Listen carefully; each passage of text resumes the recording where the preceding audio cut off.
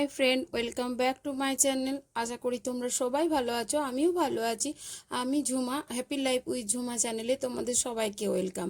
আর যারা যারা আমার চ্যানেলটিতে সাবস্ক্রাইব করে রেখেছো তাদেরকে অসংখ্য ধন্যবাদ।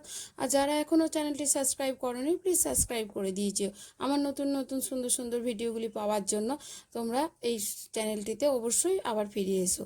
আর এখন আমি সকালবেলা মর্নিং ওয়াকে গেছিলাম, তো মর্নিং ওয়াকে এই রাস্তাটা দিয়ে আমিও মর্নিং ওয়াকে রোজ যাই। এটা আমার বাড়ির পাশেই একটা রাস্তা, এবং ওই যে আমি বলেছিলাম যে আমার জায়গাটার নাম সবুজনগর এবং খুব সবুজ গাছে ঘেরা। কারণ এই জায়গাটাতে প্রচুর, আমাদের দুর্গাপুরে প্রচুর গাছও আছে, তার মধ্যে এই জায়গাটাতে আরও আছে।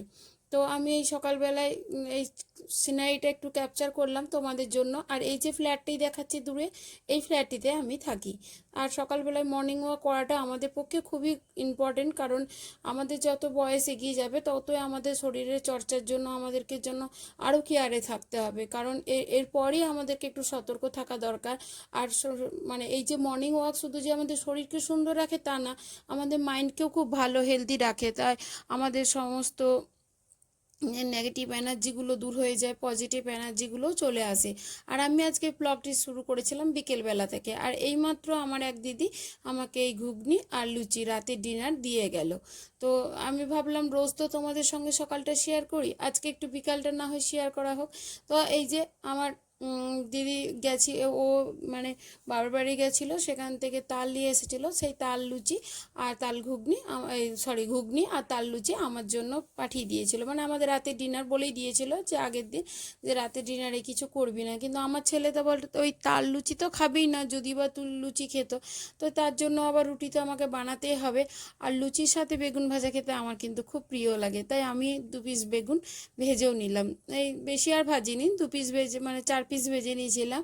তোমাদের দাদা ভাইয়ের 2 পিস, আমার 2 পিস, যেহেতু ঘুগনি তো আছে আর একটু আলু ভাজাও ছিল, তো বিভিন্ন সব কিছু দিয়ে হয়ে যাবে। তো আজকে আর ডিনারে বেশি কিছু আমাকে বানাতে হয়নি, ওই জন্য ওই বেগুন ভাজা একটু বানিয়েছিলাম, আর ওই ছেলের জন্য রুটিটাও বানাতে হয়েছে।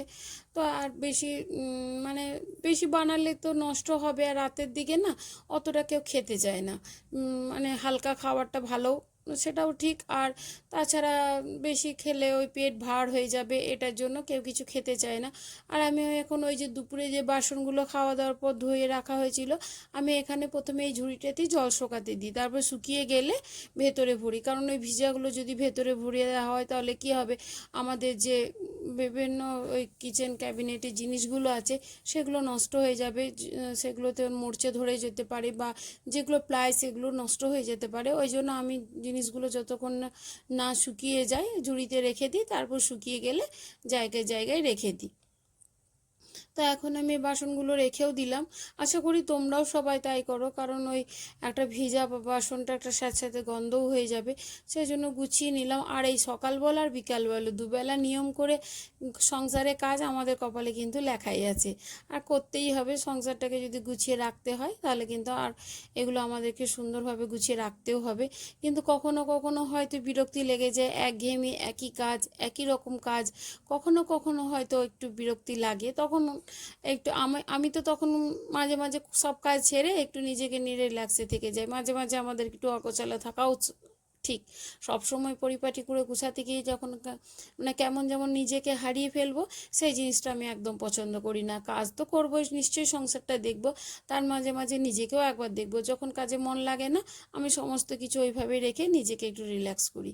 কারণ আমার মনে হয় আমাদের তো আর কেউ নেই হেল্প করা, তাহলে এইভাবে আমাদেরকে রিল্যাক্স হতে হবে।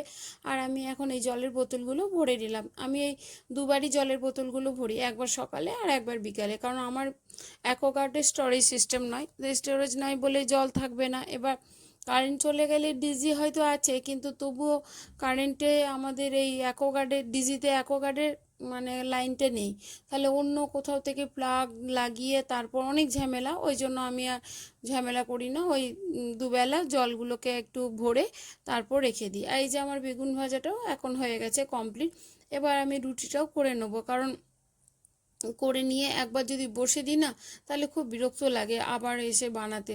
ওই জন্য ভাবলাম রুটিটা করেও নিই। আর তাছাড়া আমি জানো তো আগে কি করতাম, খাবার আগে আগে রুটি বানাতাম, জাস্ট গরম গরম রুটি একদম পাতে দিতাম। কারণ আমার রুটিটা না, আমি অনেক কিছু করেই মানে চেষ্টা করি, কিন্তু আমি তোমাদের কাছে একটা সত্যি কথাই বলছি, একটু দেরি হয়ে গেলে রুটিটা যেন একটু শক্ত হয়ে যায়, সেই সফটনেসটা থাকে না। ওই জন্য আমি সব সময় করতাম কি, গরম গরম হতো আর দিয়ে দিতাম। কিন্তু পরে আমি নেট ঘেটে দেখলাম যে গরম রুটি একদম খাওয়া উচিত নয়, আটার মধ্যে নাকি গ্লুটিন থাকে, সেটা নাকি শরীরে চিটে যায়। তাই গরম রুটি একদম খাওয়া উচিত না, ঠান্ডা রুটিটাই আমাদের পক্ষে উচিত। বিশেষ করে ময়দা হলে তো সেটা খুবই ক্ষতিকর, গরম ময়দাটা, কিন্তু রুটিটাও খাওয়া নাকি উচিত নয়। তাই আমি এখন কি করছি, ভালো আমারও একটা সুবিধা হচ্ছে, আগে থেকে হয়ে রয়ে যাচ্ছে, তার জন্য আগে আগে রুটিটা করে রেখে দিচ্ছি, তারপর খাবার সময় খেয়ে নিচ্ছি। যদিও আমরা খাই একটু দেরিতে, ওই 10:30 নাগাদ আমরা খাই, এর বেশি আমি কিছুদিন খাচ্ছিলাম জানো তো, 8টার আগে খেয়ে নিচ্ছিলাম, কারণ শরীরটা একটু যেন মনে হচ্ছে ভারী হয়ে যাচ্ছে। ওই জন্য আমার মনে হলো যে আমি অনেকটা ওয়েট লস করেছিলাম, আমার শরীর যখন অসুস্থ হয়েছিল তখন বিভিন্ন রকম মেনটেন করে আমি অনেকটা ওয়েট লস করে দিয়েছিলাম, প্লাস 16 কেজি ওজন কমিয়ে নিয়েছিলাম। কিন্তু তারপরে জানো তো, আবার একটু একটু করে খাওয়া দাওয়ার পর ওজনটা যেন বেড়ে গেছে, তাই আমি ভাবলাম একটু রাতের দিকে ডিনারটা 8টার মধ্যেই সেরে নেবো। কদিন হয়েছিল বেশ, আবার এই ভাইদের বিয়েগুলো গেল, বিভিন্ন এদিক ওদিক করে আবার সেই যাকে তাই হয়ে গেছে, সেই রাত্রেই ডিনারটা হচ্ছে। তো ওই জন্য আবার ওয়েটটা একটু বেড়েও গেছে, আবার ভাবছি এই রাতের দিকে ডিনারটা 8টার মধ্যেই কমপ্লিট করে নেব। আর বেশি রাত হয়ে গেলে ডিনার করা উচিত না, গ্যাস অম্বলের প্রবলেমও হয়ে যেতে পারে। এখন আমার মানে রুটিগুলো হয়েও গেছিলো, অনেক কিছুক্ষণ বসেছিলাম, তারপর ছেলে বলল মা চলো খেতে দিয়ে দাও। তো ওর এখন সবাই মিলে খেতে মানে রেডি করে নিয়েছি। ওই যে ওর রুটি আর ঘুগনি, ও তো আর কিছু নেবে না, ও বেগুনও খায় না, আর আলু ভাজা তো খাবেই না, যেহেতু মানে আলু ভাজাটা সকালের ছিল, ও আর খাবে না ওটা। তা আমি এই যে তোমাদের দাদা ভাই আর আমি এই বেগুন ভাজা, আলু ভাজা, ঘুগনি এই দিয়ে লুচি খেলাম। আর ও একটাও লুচি নেবে না, কারণ ওই এমনি ও ডিপ ফ্রাই খেতে চায় না, তার মধ্যে তালের লুচি। আর খাওয়া দাওয়ার পর ওরা তো বাবা ছেলে ঢুকে গেছে ভেতরে এসির মধ্যে, কিন্তু গরম করছিল, আমাকে বললো আবার জামা কাপড়গুলো এখানে নিয়ে এসে ভাঁজ করে নাও, এই যে বিকালে একটু ভাঁজ করা হয়নি। ওই জন্য ভাবলাম যে জামা কাপড়গুলো একটু ভাঁজ করে নিই, একটু ভালো করে রেখে দিই রেডি করে, কারণ সকালে, তাছাড়া সকালের জন্য ফেলে রাখলে কাজ তো প্রচুর বেড়ে যাবে। আর ওরা বললো, কিন্তু আমি দেখলাম এইগুলোকে আবার ওই ঘরে বয়ে নিয়ে যাওয়া এটা খুব বিরক্তিকর ব্যাপার। ওই জন্য আমি দেখলাম না, তাড়াতাড়ি এখন গুছিয়ে নিই, এখানেই গুছিয়ে নিই, তারপরে একবারে ওদের কাছে যাব। তো এখন এগুলো গুছিয়ে নিচ্ছি, কারণ ওই যে বললাম কখনো কখনো আমি নিজেকে একটু রিল্যাক্স দিই বিকেলবেলায়। ভালো লাগছিল না, মনটা খুব গরমও লাগছিল। তো আমি দেখলাম যে এখন আর ভাঁজ করব না, রেখে দিই। তারপরে রেখে তো দিয়েছিলাম, এবার করবেটাকে, সেই তো আমাদেরকেই করতে হবে, তাই না? তা ওই জন্য আবার এই রাতের বেলায় আমি দেখলাম যে না, সকালের জন্য যদি আবার ফেলে রাখি, সকালের তো কাজের শেষ নেই, তাহলে তো এগুলো রয়েই যাবে। তার জন্য আমি এগুলো তাড়াহুড়ো করে, এখন রাত হয়ে গেলেও আমি একটু তাড়াতাড়ি করে গুছিয়ে নিচ্ছি, যে যেমনই হোক গুছানো থাকলেও অন্তত ঘরটা অগোছালো লাগবে না। আর আমি জামা কাপড়গুলো গুছাইও নি, তুলিও নি, কারণ তুললে অনেক সময় আমি একটু ভাঁজ করে করেই তুলে নিই। ছেলেই তুলে রেখে দিয়েছিল, ও দেখলো একটু সন্ধে গড়িয়ে গেছে, তখন দেখলো মা একটু রেস্ট নিচ্ছে। আমার বাড়িতে এইভাবেই হয়, আমার ছেলেও কিছু কিছু কাজ করে নেয়, আবার আমার হাজব্যান্ডও করে নেয়, কারণ আমি যদি রেস্ট নিই ওরা আমাকে ডিস্টার্ব করে না।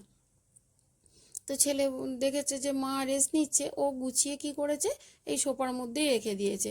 আমি হয়তো অন্য রুমের মধ্যে রাখি, যাতে এসেই সবার সামনে দরজা খুলেই দেখতে না পায়। ও তো অতটা বোঝে না, ও জাস্ট তুলে দিয়েছে আর সোফার উপর রেখে দিয়েছে। তো আমি দেখলাম নাইসগুলো ভাঁজ করিনি, আর দেখলাম অনেকগুলো কাপড়, জামা কাপড় বেশ জড়ো হয়ে গেছিলো। সকালে কিছু কাচাকুচি সে হারে করা হয়নি, ওই পড়াগুলোই করা হয়েছিল বলে অনেকগুলো হয়ে গেছিলো। তো দেখলাম ওই জামা কাপড়গুলো একটু মানে ওয়াশিং মেশিনে ঘুরিয়ে নিলাম, তারপরে আবার দিলাম, এখন মেলে নিলাম, কারণ কি, তাহলে সকালে অনেকটা কাজ এগিয়ে রইলো, স্ট্যান্ডটা জাস্ট বাইরে বার করে রোদে রেখে দিলেই আমার শুকিয়ে যাবে, তাহলে সকালের এতগুলো কাজ আমার হয়ে রইলো। ওই জন্য আমি দেখলাম যে না, এখন তাহলে তোমাদের দাদাভাইকে বললাম আমার রেডি করা আছে, একটু ওয়াশিং মেশিনটা চালিয়ে দাও, আমি জামা কাপড়গুলো বরং একটু মেলেই নিই। এখন মেলে নিয়েছি, এবার সকালে কি হবে, সকালে স্ট্যান্ডটা রোদে দিয়ে দেবো, আর তো কোনো কিছু অসুবিধা হবে না। তো এখন সমস্ত কিছু কাজবাজ আমার প্রায় কমপ্লিট হয়ে গেছে, আর ঘরটা একবার ঝাঁটিয়ে নেবো। আমি কিন্তু রোজ কি করি, এই শোবার আগে একবার ঘরটা ঝাঁটিয়ে পরিষ্কার করে রেখে দিই, তাতে কি হয়, সকালবেলা ঘরটা অগোছালো লাগে না, আর খুব একটু সকালে ঝাঁটটা দিতে বিরক্ত লাগে না, কারণ তাছাড়া সকালে অনেকটা নোংরা লাগে, বিরক্ত লাগে। আর সকালে উঠেই বাসি ঝাঁটটা আমি কিন্তু দিতে হয়, এটা সকালে উঠেই, তাই আমি দিয়ে নিই। কিছু কিছু জিনিস আছে যেগুলো আমি একটু সংসারের ব্যাপারে মেনটেন করে চলারই চেষ্টা করি। আর বেশি ব্লগটা আজকে বড় করলাম না, আশা করি তোমাদের ভালো লেগেছে। তোমরা জানালে না যে পুজোটা আমার কেমন লেগেছে। আমার খুব খারাপ লাগলো যে আমি এত সুন্দর করে তোমাদেরকে পুজোটা দেখালাম, তোমাদের কেউ কেউ আমাকে কিছু জানালে না। তো তো জানিও। আর আজকের ব্লগটাও কেমন লেগেছে অবশ্যই কমেন্টে জানিও। আশা করি তোমাদের ভালোই লেগে থাকবে। আর যদি লেগে থাকে অবশ্যই একটা সাবস্ক্রাইব করে দিয়ে এই চ্যানেলে রয়ে যেও। তাহলে কি আমাদের একটা ভালো বন্ধুত্ব রয়ে যাবে। আর এই রাতের বেলায় বেলকনি দরজাটা লাগাতে এসে এই সিনটা দেখে না কেমন একটা মনটা উদাস উদাস হয়ে গেল। তাই ভাবলাম তোমাদের জন্য একটু ক্যাপচার করে রাখি, তোমরা যাতে একটু দেখতে পাও। কারণ সবাই ঘুমিয়ে গেছে, একদম অন্ধকার, সিমসাম নিঝুম, তার মধ্যে কিছু কুকুরও ডাকছিল। খুব ভয় ভয় করছিল, আর মনটা যেন ভার হয়ে গেছিলো। তাই তোমাদের জন্য এটা একটু ক্যাপচার করে রাখলাম। আশা করি ভিডিওটি ভালো লেগে থাকবে। আর আজকে আর বেশি কিছু করছি না, এই এত দূরই। পরের দিন দেখা হবে নেক্সট ব্লগে। ততক্ষণ তোমরা ভালো